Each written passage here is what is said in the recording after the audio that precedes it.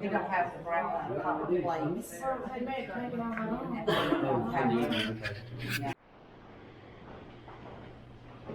Yeah. Anywhere you want. I'll be your tour guide. Have any of you folks been here before? All newbies, okay. Well, the West Virginia Penitentiary opened in 1866. It was in operation for 129 years until it was closed in 1995 due to the conditions here, and I'll get into that shortly. Altogether, we had 998 documented deaths here at the prison. Now that included executions, murders, suicides, and of course natural causes. Now the thing about that is though, they didn't start keeping records until 1920. So from 1866 to 1920, we have no idea. Now I mentioned executions. We had a total of 94 executions here at the prison. 85 by hanging, 9 by the electric chair. Now you folks, did you all see the chair here? This is the original electric chair. It's the one that was used here.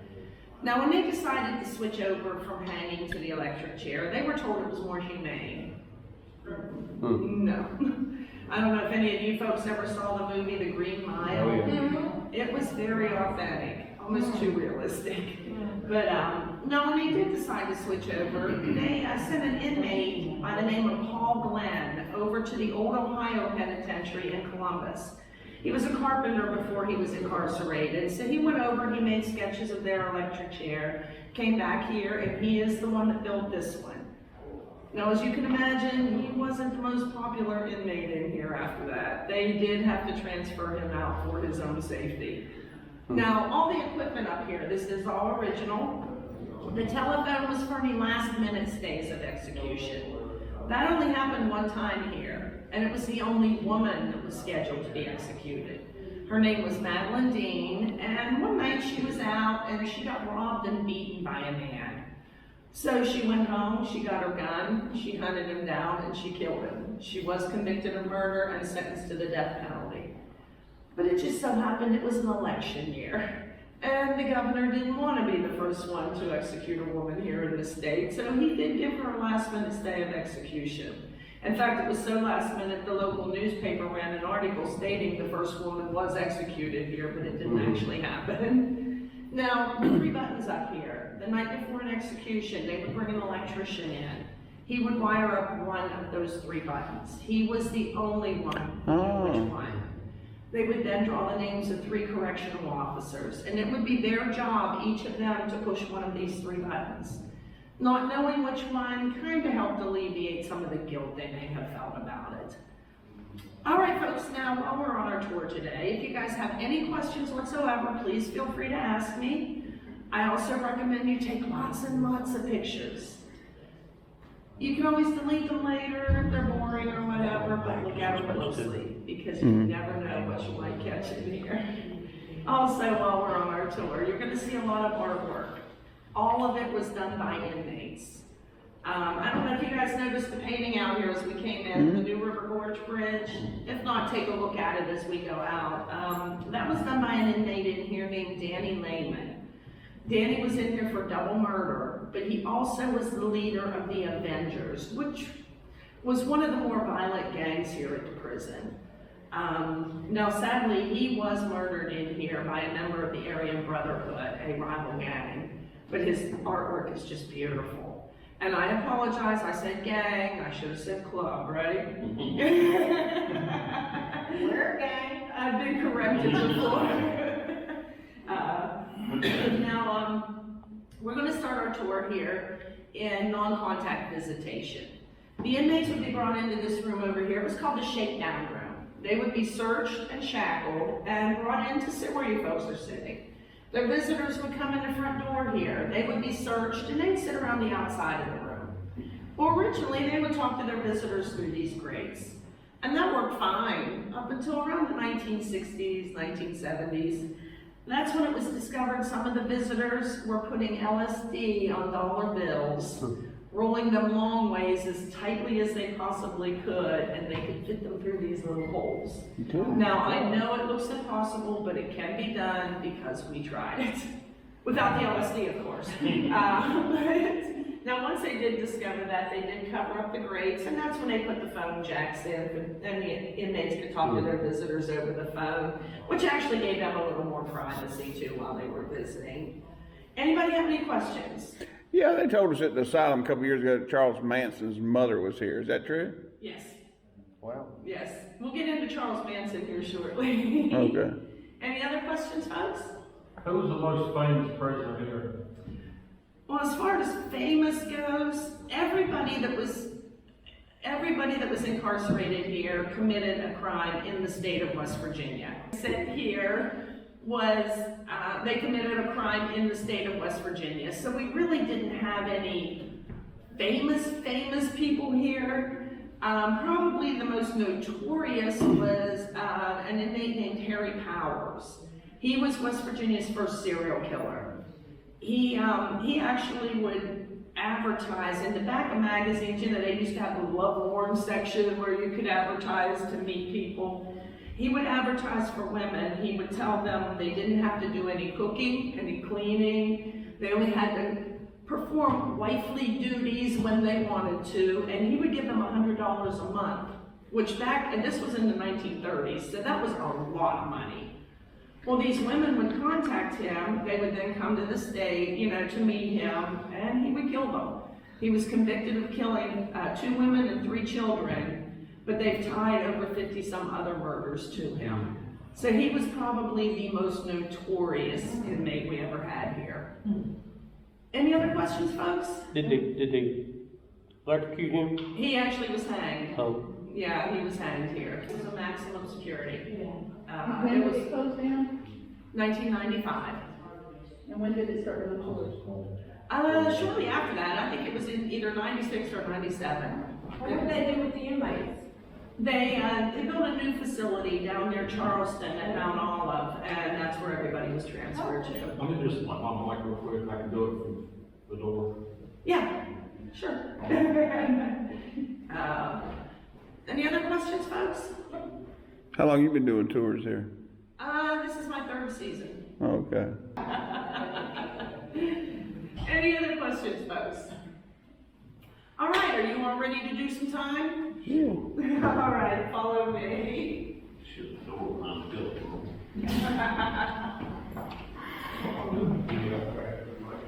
Here's the painting I was talking about. There's actually a picture of it. That is cool. Yeah.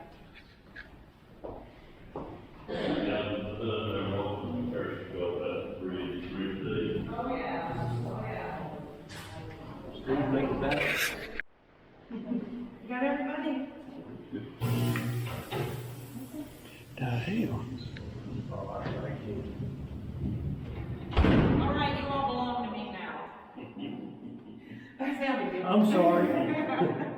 All right, we are now in the main hallway, or Main Street as the inmates called it. Anytime they would be moving multiple inmates from one area of the prison to another, they would use this hallway. Now, you'll see the red line that runs all the way down. If it were to continue this way, it goes right to this gun cage right here. Anytime they were moving multiple inmates, there would be an armed officer in that gun cage. There would be an unarmed officer out here with the inmates. Now, the inmates were required to stay within the red line, one hand on the wall as high as they could reach, the other hand on the shoulder of the inmate in front of them. If anybody stepped outside that line, it was completely up to this officer whether to shoot them or not. If he felt that they were a threat to the unarmed officer, he would shoot them. Basically, he would assess the situation, and it was up to him to determine if lethal force was required. Now, earlier I mentioned that the prison closed because of the conditions here. There was no heat, there was no air conditioning. In the summertime, the temperature on the top tiers of the cell blocks could reach up to 140 degrees. Now, the inmates would take whatever they could get their hands on, bars of soap, rocks from the yard, whatever, throw at the windows to try and break the windows out, just to get some airflow. Well, the maintenance department got tired of constantly fixing the windows, so they decided, basically as punishment to the inmates, they'd do it once a year in the spring. If the inmates busted the windows out during the summer, they would stay busted out all winter. It would get so cold in here, the inmates could wake up with frost on them. In addition to that, this place was infested with rats, mice, roaches, lice, bed bugs, you name it, this place was infested with it. So finally, a group of inmates did file a lawsuit, and the West Virginia Supreme Court determined this place was in violation of the 8th Amendment against cruel and unusual punishment, and it was closed down in 1995. Like I said earlier, they did build a new facility down near Charleston at Mount Olive, and that's where the majority of these men were sent to when they closed the prison. Actually, a lot of them are still down there. Anybody have any questions? So there's some at that prison there that was here. Oh yeah, actually quite a few. How many did this hold? Well, it was originally built, okay, I'll tell you what, I'll answer that here just shortly, okay, because it's kind of a complicated thing. Did you have a question? No, I was just gonna say, I hate that they were, cruelly punished the victims of the murders, that they didn't care what they felt. So Exactly. I really don't give a shit. The only thing that bothers me about it is Allegedly. that there were innocent men in I'm there. sure Allegedly that- committed a yeah, murder. That's the only thing that bothers me They about it. allegedly committed a murder. Otherwise, But like, they shouldn't be treated, yes, humane, yes, but not. I mean, they should have Yes, they should better have, time. yes, but if they're a little toasty, they should be toasty. It's okay. But All right, folks, let's head up this way.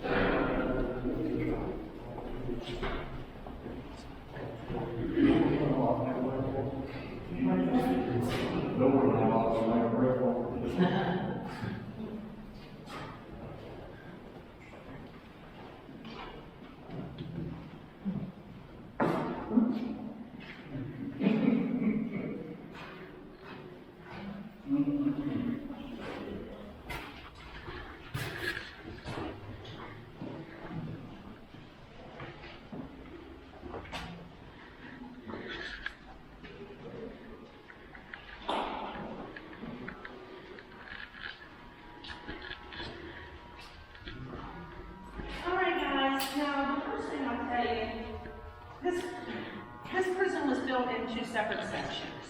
The north end of the prison where we are now, it was the original prison. And it was built to house around 600 inmates. At the peak, we had over 2,600 inmates in here.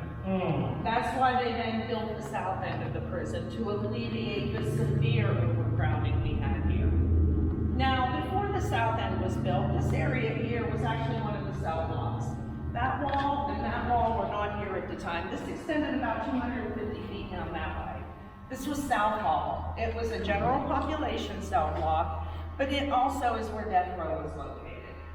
Now, once they got the south end of the prison built, they moved all general population down there, and they took this cell block out, and this became the dining hall. Now, the old kitchen was up at the end of the hallway here. They said when they went in the mornings to start cooking breakfast, when they flipped the light on, it looked like the floor was moving. There were so many roaches in there. It would take them an hour or so just to get all the mice and rats out of there. In addition to that, the sewer would back up into the old kitchen. So they were preparing food around roaches, mice and rat droppings, and raw sewage. Here in the dining hall, the mice and rats would get up in the ceiling, well, they'd die up in there. Of course, that drew flies, which created maggots. These men would be sitting here eating. They would find roaches in their food and literally have maggots raining down on them. Well, that all came to a head. On New Year's Day, 1986, around 5:30 in the evening, the worst, most violent riot we ever had here at the prison broke out right here in this room. Started with about 20 inmates. The riot lasted 52 hours. By the time it was over, there were over 200 inmates involved.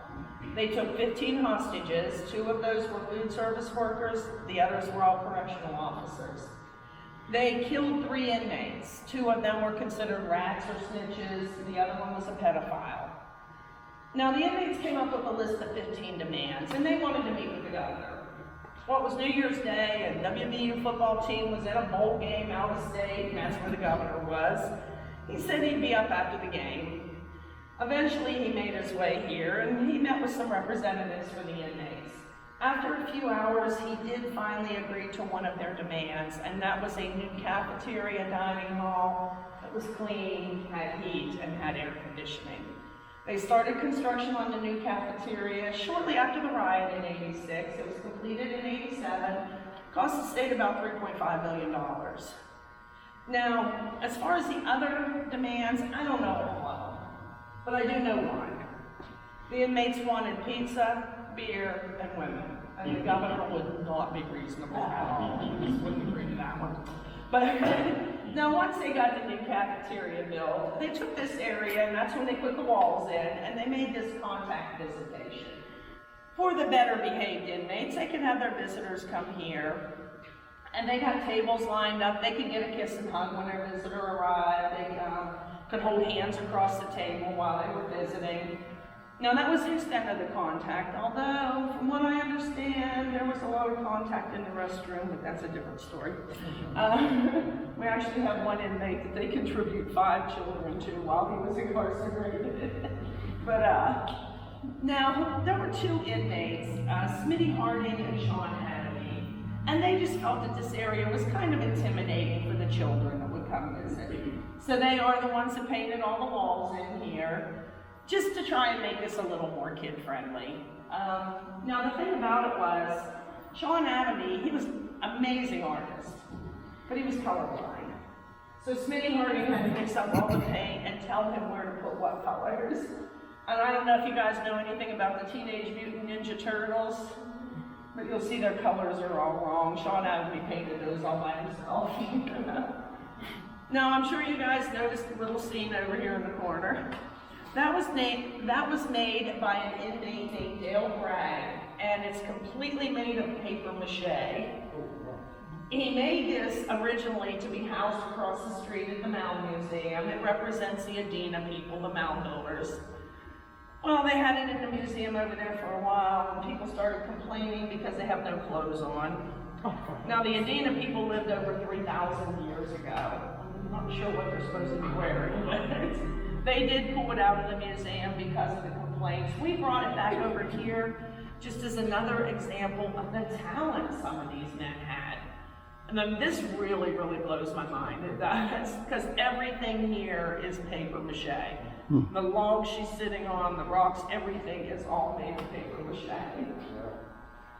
All right, guys, anybody have any questions? No? All right, well, let's head out into the hallway here. Yes? Uh-huh. Yeah, this was the dining room. Mm-hmm.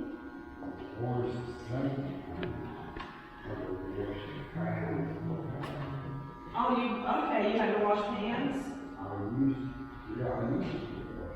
Oh, okay. Yeah, it was, where they washed the hands was up at the end of the hallway here. Yeah. Yeah.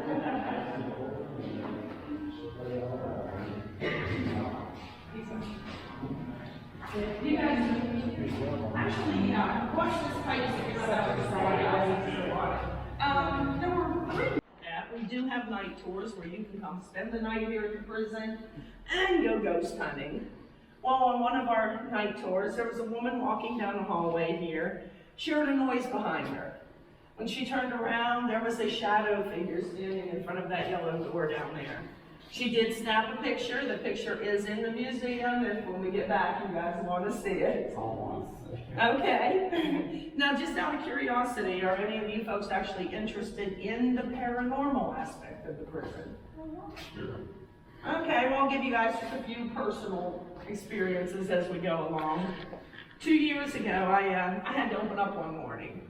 So I was the first one here. I was the only person in this building. You are bright. Well, I was Or no juice. I was in the gift shop and I'm standing there counting money, and cell doors started slamming. Now, I can tell you, I went to investigate to see what was going on. But I don't want to lie to you guys, I went outside until somebody else got here. All right, let's head down to the cafeteria. I'm sorry, what'd you say?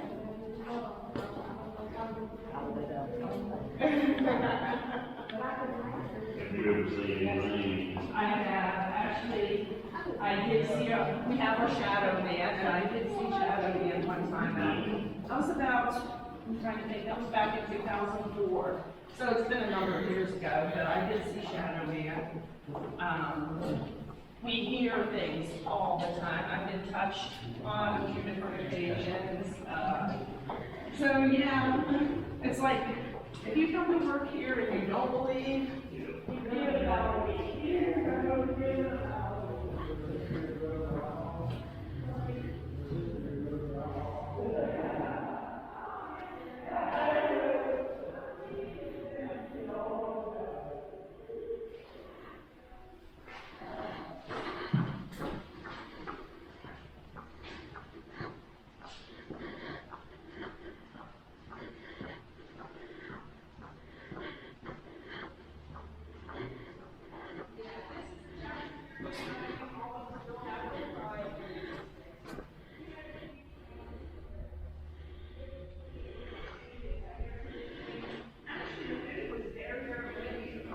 All the inmates had jobs. And I'm working in the kitchen, those one of the preferred jobs here at prison. So they weren't going to do anything to jeopardize their position in the kitchen. They made sure everything was done. On a daily basis, they would get things like hamburgers, hot dogs, french fries, and drinks, that kind of thing. But they also would often have pork chops or spaghetti, meatloaf, things like that. Once a month, they actually had a steak night, where the inmates could get steaks in here. Actually, the food was so good here, the officers would eat in here also. They could pay a small fee and they'd be allowed to eat in here. Well, first they sit where everyone got their seats. It didn't work out so well. Tension levels would be high, a lot of glaring would be going on. So eventually they did build this wall back here to separate the officers from the inmates while they were eating. Now, they could feed about 150 men in here at a time, so they would have to do several different shifts just to get everybody fed. Now, all the artwork in here, this was all done by the same 2 inmates that did contact visitation, Sean Adney and Smitty Harding. Smitty Harding, he was an over-the-road truck driver before he was incarcerated. He was the one that painted the truck back here. He came home one night, he'd been on the road for several days. And he said all he wanted to do was sit back, relax, and unwind. Well, his wife, she hadn't seen him in several days, and she wanted him to take her out to dinner and go out and party and have some fun. Well, he didn't want to do that. And she wouldn't let it go. She just kept bugging him about it. So, exactly, and so finally he killed her. And that's how he ended up in here. He obviously felt a little bit of regret though, because when he painted the truck, he put her name in a heart.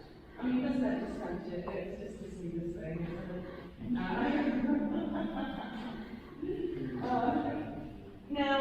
Did he have that years or life or?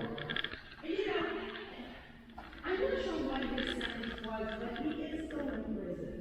He's not at all. Still alive? Yeah, he is still in prison. I don't know if he's done anything to add to that sentence over the years or not, but I do know that he is still incarcerated. Now, when we killed this, they actually put in 2 chow lines. This was the main chow line, and that one was for any inmates that had any kind of dietary restrictions or religious restrictions on what they could eat, which now I think is fairly common. Back then it was unheard of in the postal system. So it was pretty innovative when it was built. Now also, all of the block is all filled with concrete. This building is not going anywhere for a long time. But if you look back here, on the back wall where that painting is, can you see the line that goes in the block around that painting? They actually left that area without filling it with concrete. It's a big place. And the reason for that was if trouble broke out in here and the inmates had these doors locked, that was a breakaway wall. They actually busted the wall there to get in here to, well, Jimmy in trouble that is happening in here. Now, I will tell you guys, anybody who's interested, the cafeteria can be a pretty active area paranormal-wise. If you want to take pictures in there, you're more than welcome. Just please take them through the holes in the glass, because there's so many people that'll stand and snap pictures and come on and show you the thing that they caught. It's so fresh. So where are you guys from?